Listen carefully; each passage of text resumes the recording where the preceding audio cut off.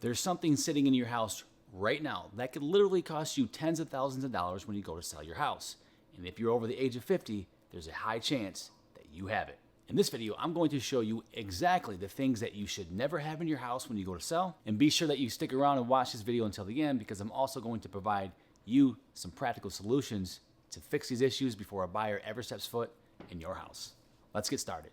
As a real estate agent, I find this to be the #1 issue that most mature homeowners run into as they get older and want to sell their house. When you've lived in a home for say 20 or 30 years, you start to build this relationship with all your major appliances that are keeping your house running. Your roof doesn't leak, your furnace kicks on every winter, and your AC blows out cold air. And to you, they work perfectly fine. But to a modern buyer, a 17-year-old HVAC system or a 22-year-old roof isn't perfectly fine. It's a ticking financial time bomb. Just because it works doesn't mean it's worth full retail price. Buyers today, especially the more millennial buyers, are stretching every penny just to be able to afford to buy a house. And they have zero appetite for risk. Trust me, I see it every single day. The second an inspector walks into the house and they point out any specific deficiency on a major appliance, the buyer immediately starts to panic. And more than likely, they're not just going to use it as leverage to repair the item, they're going to look for a massive price reduction. And sometimes these price reductions can be $10,000, $15,000, or even $20,000. Now imagine what that's going to do to your bottom line. So here's the solution. Never let a buyer's inspector control the narrative of your house. What you can do instead is get a pre-inspection done on your house before you even put it on the market. That way you can address all these issues before they even come up. And if your systems are old but they're running, just have a licensed technician come out there and fix and modify any potential issues that your systems currently have. Alternatively, you can also offer a home protection plan on all your appliances that you can then give to any potential future buyers. This will then take the weapon out of the buyer's hand and keep negotiations in your favor to protect your equity. If you've been in your house for a couple of decades, there's a high probability that more than likely you've put some upgrades into your home. Maybe you finished the basement, you put a deck out back, put new flooring in. Maybe you've even done all the electrical in your house or even replaced the kitchen. If you hired a local handyman, or maybe you did the work yourself over a weekend, just know if proper permits weren't pulled, you're potentially sitting in a giant compliance liability and you don't even realize it. It is true, adding more livable square footage above grade, bedrooms and bathrooms, remodeling a kitchen, these things will always add value to your house. However, I'm noticing that today's buyers are really hyper vigilant on code violations. If an inspector goes to the house and they start to flag unpermitted work like electrical or structural work, a buyer's lender may deny their loan entirely until this work is done properly. And properly means contractors and permits. Now imagine that you spent $20,000 on a home remodel because you got some friends or family that know how to do the work and you didn't pull any permits. And these things were then noticed when you're selling your house, and now we have a major issue. You're now finding yourself in a predicament where you may have to tear up all the work and redo it, or slash the price of your house to cover the cost to redo all this work. All this just to keep the buyer from walking away from the sale. Here's the solution. Audit your home. Go through it and look at any work that may have been done over the years and ask yourself, was any of this work done without any proper permits that could potentially come up on an inspection in the future? Check your town's municipal compliance records to make sure that any structural, electrical, or plumbing change over the last 20 years has been closed out and proper permits were pulled. Now listen, if you do find unpermitted work, don't panic. Just be upfront and honest with your agent when you sell your home that you weren't aware of any of these issues when you bought the home, in the event that you didn't actually do this work yourself. Because sometimes these things do happen and we aren't aware of it. I love animals, I have plenty of them, but let's be honest here. Your nose and your potential buyer's nose are completely different when it comes to the smell of your house. When a buyer walks in your house, the very first thing that they're gonna be met with is the smell. And within seconds, they're going to form an opinion as to whether or not they feel this house was well cared for, or whether or not, if you do have animals, if the animals took control of the house. And this is a huge red flag that a lot of sellers just don't realize, no matter how many times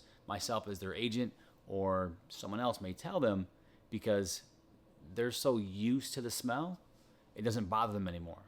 But let's think about this from a practicality standpoint of how a buyer is actually thinking when they walk into your house and they smell animal. It's not just the dislike of the smell itself that's killing the resale value on your house. Buyers are mentally doing math inside their head. They're going to assume automatically that the smell is probably urine, and more than likely it's soaked through the floor to the subfloor, and the cost to replace the subfloor, depending on the size of the house, could be very pricey. Sometimes $10, $20, even $15,000, maybe even more depending on the size of the house. So here's a solution. I want you to test yourself.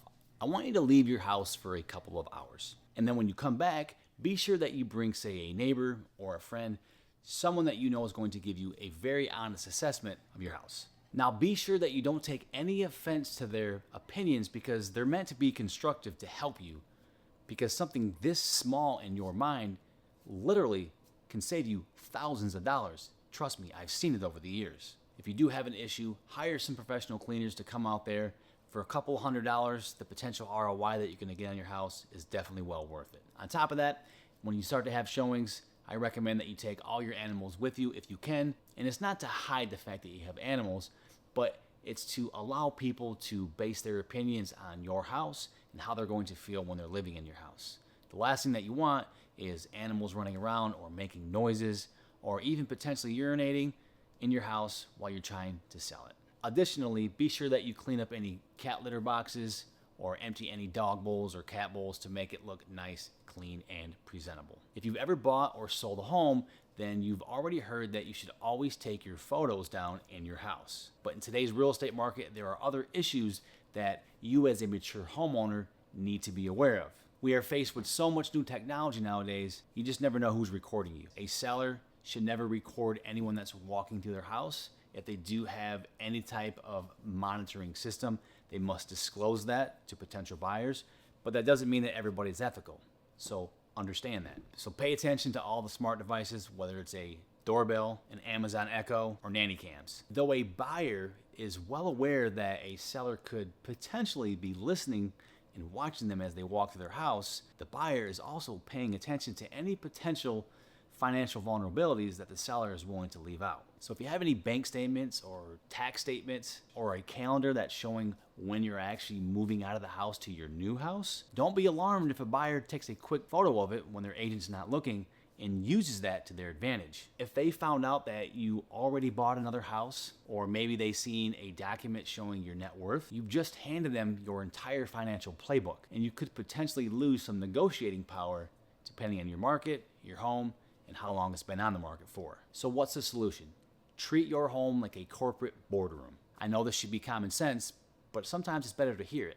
Lock every single financial document that you have away so no one can have access to it. Always assume that everyone that walks through your house has a potential scanning device, and they can literally take photos of any pertinent information that you have lying around that could be seriously detrimental to you selling your house at the value that you want. It's not uncommon the longer that we live in a house to accumulate a lot of furniture that has a lot of meaning to us. And sometimes this furniture can really fill up a room pretty quickly because, again, it's designed to meet your needs. It's what's worked for you over the years, and that's why you have it. But to a buyer, excessive furniture actually makes the room look small. Remember this, every piece of furniture has a story to both you as the seller and to the potential buyer that wants to buy your house in the future. And more than likely to you, that piece of furniture has memories. But to a buyer, if it's too much, it could potentially mean a massive project. The solution then is to thin out some of those bookshelves, remove the extra armchairs from the living room, and open up the walkways to make it feel more open. These items that you're going to clear out to make your house look bigger are items that you're going to have to clear out anyway once you move. So why not do it ahead of time to make the house look more appealing and more inviting to buyers instead of dealing with that headache as you're trying to sell the house? By starting this transition early, you can avoid any potential headache in the future as buyers start to walk through your house. I tell people this all the time. Just take out whatever piece of furniture or items that you don't need, take them out of your house, put them in storage, and make your house look as less lived in as possible, because these are things that are always going to help you on the back end when it's time to sell. Nobody ever plans to sell their house when a crisis arrives, but it happens all the time, and it's better that we be aware of it, especially as we start to get older. A serious medical event or a passing of a spouse can cause huge financial and mental and emotional strains in our life. And when you're forced to sell under pressure, you're going to leave massive amounts of potential equity on the table. You accept the first lowball offer, dump valuable belongings for pennies, and skip vital financial planning because you are entirely overwhelmed. The best thing that you can do as you start to get older and you want to sell your house is plan accordingly. Plan 12 to 18 months out to give yourself enough prep time to make sure that you're not missing anything. Once you have this much time planned into selling your house, it's going to allow you to get over those mental hurdles, to plan for everything, and to make sure that you're able to capitalize on as much equity as you can.